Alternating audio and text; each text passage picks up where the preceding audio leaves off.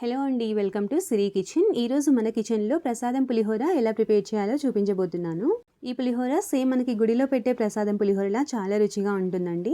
పండుగ ఏదైనా సరే ఎటువంటి హడావిడి లేకుండా చాలా సింపుల్గా ఎవరైనా సరే చాలా ఈజీగా ప్రిపేర్ చేసుకోవచ్చు. టేస్ట్ కూడా చాలా బాగుంటుంది. సో ఇంకా లేట్ చేయకుండా సింపుల్ అండ్ టేస్టీ ప్రసాదం పులిహోర రెసిపీ ప్రాసెస్ ఏంటో వీడియోలోకి వెళ్ళి చూద్దాము. ఈ పులిహోర ప్రిపేర్ చేయడం కోసం ముందుగా చింతపండు నానబెట్టి తీసుకోవాలి. ఇక్కడ నేను పావు కేజీ రైస్కి చెప్తున్నాను. పావు కేజీ రైస్కి 50 గ్రాముల చింతపండు తీసుకుంటే సరిపోతుంది. చింతపండుని జస్ట్ ఒకసారి వాటర్ తోటి క్లీన్ చేసిన తర్వాత తగినన్ని వాటర్ వేసి చింతపండును బాగా నాననివ్వాలి. ఇక్కడ చూపిస్తున్న విధంగా చింతపండు బాగా నానిన తర్వాత చింతపండు గుజ్జును తీసుకొని రెడీగా పక్కన పెట్టేసేయండి. నెక్స్ట్ వచ్చేసి మనం చేసే పులిహోర గుడిలో పెట్టే ప్రసాదం పులిహోరలా మరింత రుచిగా ఉండాలి అంటే ఈ పౌడర్ని ప్రిపేర్ చేసుకోవాలండి.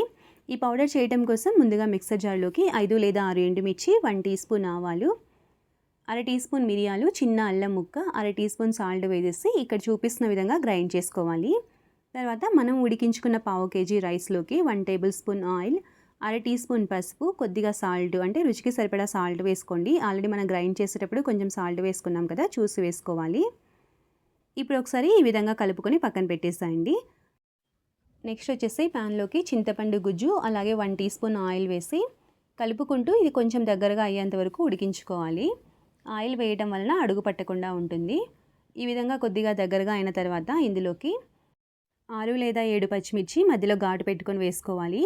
అలాగే మనం ముందే గ్రైండ్ చేసుకున్న ఆవపొడి, నెక్స్ట్ వచ్చేసి కొద్దిగా కరివేపాకు వేసేసుకొని కలుపుకుంటూ ఇది చిక్కగా అయ్యేంత వరకు ఉడికించుకోవాలి. పచ్చిమిర్చికి మధ్యలో ఘాటు పెట్టి వేసుకోవటం వలన పులుపు ఆవపిండి బాగా పట్టి తినేటప్పుడు చాలా రుచిగా ఉంటాయి.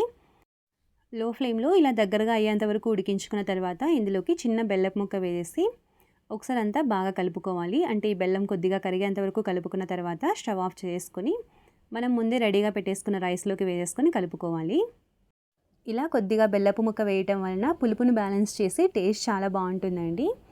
ఇప్పుడు ఒకసారి అంతా బాగా కలిపేసిన తర్వాత ఈ రైస్కి పోపు వేసుకోవాలి.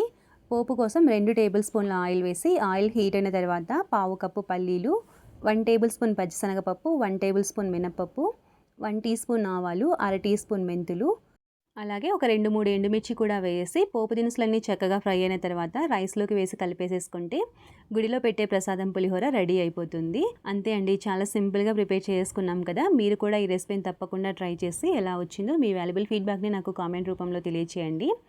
రెసిపీ నచ్చినట్లయితే లైక్ చేసి ఫ్రెండ్స్ అండ్ రిలేటివ్స్కి షేర్ చేయండి.